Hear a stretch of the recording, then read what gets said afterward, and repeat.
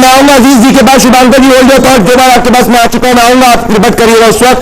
National अजीज जी को लेके आइए, इसके बाद राजू जी आपके पास आ रहा हूं मैं। अजीज जी को लाइए, अजीज जी सुधांशु जी को, उसका मैं राजू जी के पास आ रहा हूं।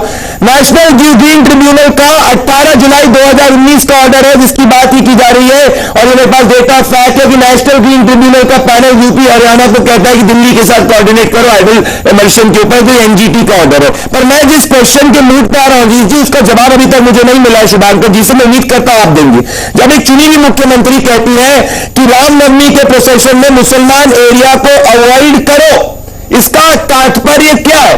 आप या तो कह रहे हो कि मुसलमान दंगाई है, या आप कह रहे हो कि हिंदू दंगाई है, क्योंकि देश का कोई कोना हिंदू एरिया मुसलमान एरिया नहीं होता सेक्युलर देश का। पर मैं तब अचंभित होता हूं अजीज जी जब कल ही ममता बनर्जी जी कहती है कि जो 17 तारीख का दिन है वो दंगा का दिन है। आपको दर्द नहीं होता अजीज जी की एक चुनी हुई मुख्यमंत्री इस तरीके की सोच रख रही है जो सेक्युलर सोच नहीं है?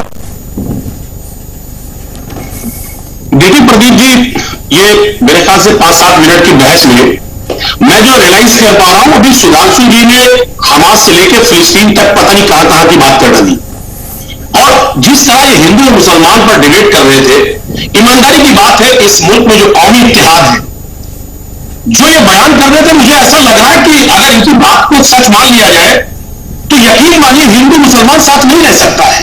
लेकिन यहां का जो कल्चर है और यहां की जो सोच है, यहां की जो गंगो जमनी तहजीब है, वो हमेशा इस बात की गवाह रही है कि आओ एक पेड़ ऐसा लगाया जाए सबके आंगन में जिस पेड़ का साया जाए, हर हिंदू हर मुसलमान जिसमें दोनों हो शरीक, आओ मेरे दोस्त एक रथ ऐसा चलाया जाए।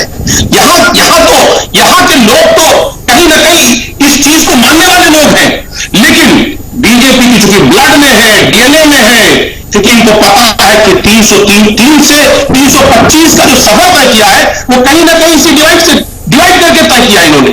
और इस बात को ये जानते हैं कि 400 पार का नारा तो दे दिया, अब वो 400 पार का नारा दे दिया, आंकड़े ठीक नहीं बैठ पा रहे, तो कौन कौन से फार्मूले लगाए जाए? अब सवाल इस बात का, रामनवमी है, बहुत ही पवित्र त्योहार है, कहीं बिल्कुल पूरी तरह से पूरे देश में अमन और शांति है, लेकिन इनको चैन नहीं है। ये चाहते हैं कि दंगा भड़के, आपस में नाच अजीज जी कौन चाहता है? अजीज जी चाहता वो नहीं है जो बार बार बोल रहा है दंगा होगा दंगा होगा दंगा होगा, जो कलकत्ता हाईकोर्ट में कह रहा है कि रामनवमी के प्रोसेशन मत निकले। पिछले जांच को जो है काउंटर करता है, जो संदेश खाली के अंदर जब संदेश खाली के अंदर माताओं के खिलाफ अन्याय होता है तो उसमें बंगाल की सरकार जो है बचाने की कोशिश करती है, हैंडकफ तक नहीं करती शेख शाहजहां को। तो ये बचाने की कोशिश कौन कर रहा है? जब 2021 के अंदर पोस्ट पोल वायलेंस होता है जिसको कलकत्ता हाईकोर्ट कहती है कि लॉ ऑफ द रूलर है ना कि रूल ऑफ लॉ, तो बचा कौन रहा है? क्यों ये इसमें बात की जा रही है? सिर्फ रामनवमी को क्यों टारगेट किया जा रहा है? अजीज जी फिर मैं सुधांशु जी काउंटर करिए। अजीज जी देखिए प्रदीप भाई जी, देखिए मैंने कहा कि जो गुनहगार है उसको बिल्कुल सजा मिलना चाहिए हर हाल में, लेकिन उसके साथ और भी तो देखना है कि मणिपुर में क्या हुआ। हमारी बेटियां कहीं ना कहीं आप देखिए जिस तरह दिल्ली में बैठी रही, उस पर क्या कार्रवाई नहीं होनी चाहिए? बिल्कुल होनी चाहिए, लेकिन बीजेपी को यह नहीं दिखता है।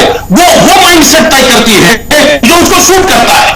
हम बिल्कुल दावे के साथ कहते हैं कि इस देश में जो भी इस देश के लोकतंत्र से, इस देश के कानून से खिलवाड़ करेगा उसको बिल्कुल सजा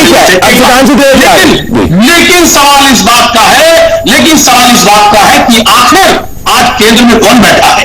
आखिर जो केंद्र में बैठे लोग हैं पूर्ण बहुमत में है, उसके बावजूद भी मणिपुर में क्या हुआ? जवाब दे। देश की बेटियां किस तरह उन्होंने प्रदर्शन किया, किस तरह वो धरने पर बैठी रही, कार्रवाई नहीं होनी चाहिए? अजीज जी आपने सुधांशु त्रिवेदी आप पे आरोप लग रहा है कि आपका जिसने कहा था हमारी गिनती थी अजीज जी शुरू होती है, साफ समझ में आता है। अजीज जी लास्ट 30 सेकंड, अजीज जी क्लोजिंग कमेंट लास्ट 30 सेकंड। 9 अप्रैल को ममता बनर्जी ने दंगा शब्द का प्रयोग किया था पुरुलिया में, तो डिबेट तब से शुरू जब से ममता बनर्जी ने कहा रामनवमी को दंगा होगा। अजीज जी 30 सेकंड क्लोजिंग कमेंट्स। देखिए प्रदीप भाई, 20 करोड़ मुसलमानों के नाम पर 120 करोड़ हिंदुओं को कब तक बीजेपी डराएगी? कब तक डराएगी? सच यह है कि इस देश का हिंदू और मुसलमान कौमी इत्तेहाद चाहता है, वो ईद भी सुकून से मनाना चाहता है और रामनवमी भी सुकून से मनाना चाहते हैं। यहां ईद और बकरीद, होली, दीपावली और रामनवमी, नो डाउट कि हर आदमी एक दूसरे से साथ मिलकर के मना रहा है और मनाता चला आया है, मनाता रहेगा। लेकिन जिस तरह आज जो राजनीतिक पार्टियां, खासतौर से बीजेपी, आज वो नहीं चाहती कि आपसी इतिहास पैदा हो और कहीं ना कहीं एक डर की भावना कहीं ना कहीं पैदा करने का। सच ये है कि आज सच ये है कि लोग मिलकर रहना चाहते हैं और मिलकर के इस मुल्क बिल्कुल मेरे पास अजीज जी मैंने आपको सुना, अजीज जी डॉक्टर सुधांशु त्रिवेदी जी, मित्र शुभांकर जी, SK दत्ता जी और राम बाबू जी, आप सभी जुड़े। दोस्तों, कोई हिंदू मुसलमान की भी राजनीति चाहता, पर जब राम